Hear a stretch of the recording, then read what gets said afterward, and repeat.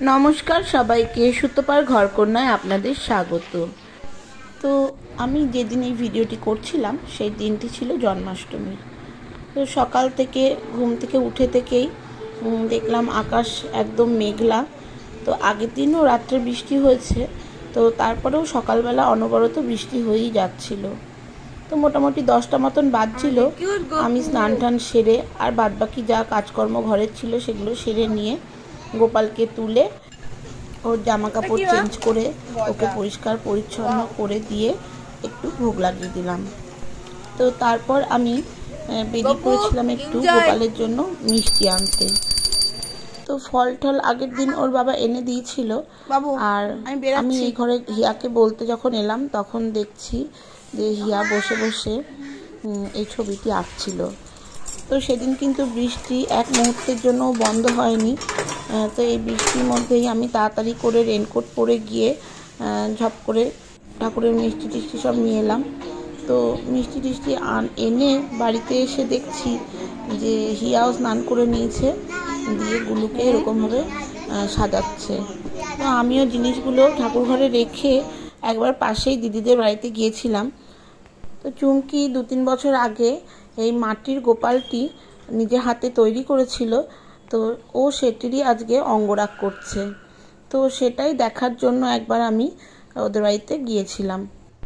দিদিদের ঠাকুর ঘরটাও অপরূপ সুন্দর করে সাজানো।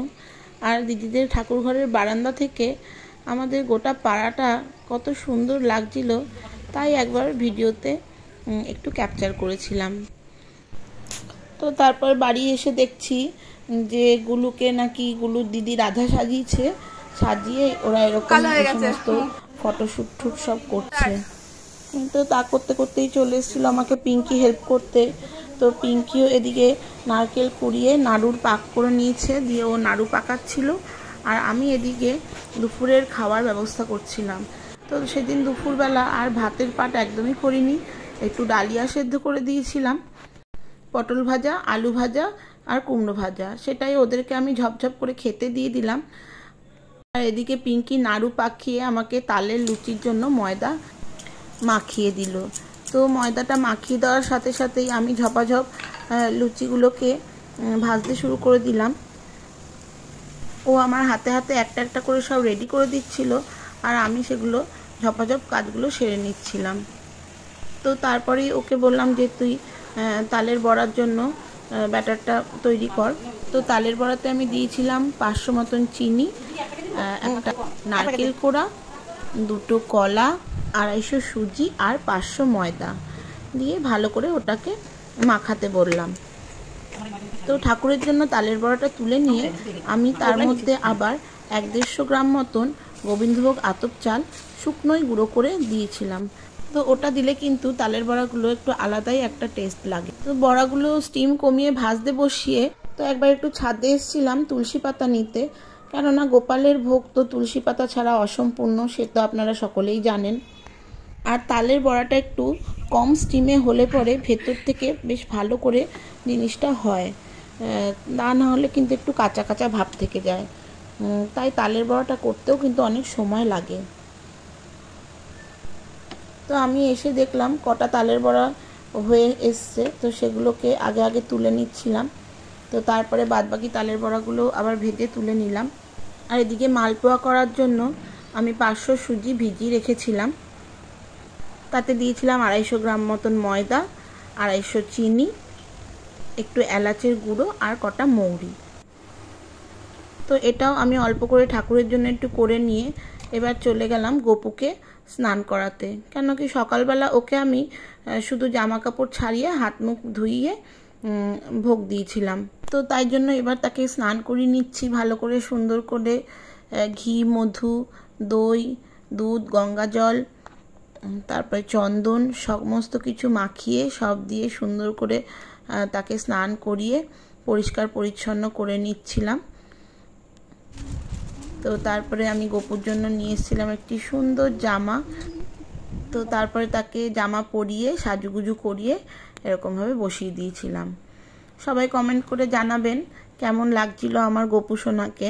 তো এই সমস্ত কাজ সেরে আমি এদিকে ঠাকুরের ভোগের জোগাড় করতে শুরু করে দিয়েছিলাম। তো এই দেখুন মোটামুটি ভোগ সব সাজিয়ে ফেলা হয়ে গেছে। তো তারপরে কিন্তু আমার রাধারানীও উঠে পড়েছিল। সে উঠে এবার মাখন খাবে বলে বায়না করছিল, তো তাকেও হাতে একটু মাখন দিয়ে বসিয়ে দিয়েছিলাম, সে বসে বসে খাচ্ছিল। তারপরে আমি গোপুসোনাকে ভোগ লাগিয়ে দিয়েছি, আর আমার ঘরের গুরুদেব আরও রাধা গোবিন্দ যারা যারা ছিলেন সকলকে ভোগ লাগিয়েছি। তো এই সমস্ত করতে করতে সন্ধেও হয়ে গেছিল, তাই আমি একবারে সন্ধে জেলে দিয়েছিলাম। তারপরে আমি যে আমাদের এখানে আকড়া রাধা গোবিন্দ মন্দির আছে, আকড়া, তো সেই মন্দিরে পুজো দিতে গিয়েছিলাম। তো আমরা জন্মাষ্টমীর দিনে এখানেই পুজো দিয়ে থাকি। তো এখানে রাধা গোবিন্দকে বসানো হয়েছে, তাদেরকে পুজো দেওয়া হচ্ছে। আর আমিও সব কিছু ব্যাগ করে গুছিয়ে নিয়ে চলে গিয়েছিলাম। তো ওখানে গিয়ে থালাটা সাজিয়ে তারপরে পুজো দিলাম। তো অনেকেই তাদের বাচ্চাদেরকে সুন্দর করে সাজিয়ে নিয়ে এসেছিল, কেউ গোপাল কেউ কৃষ্ণ সাজিয়ে নিয়ে এসেছিল।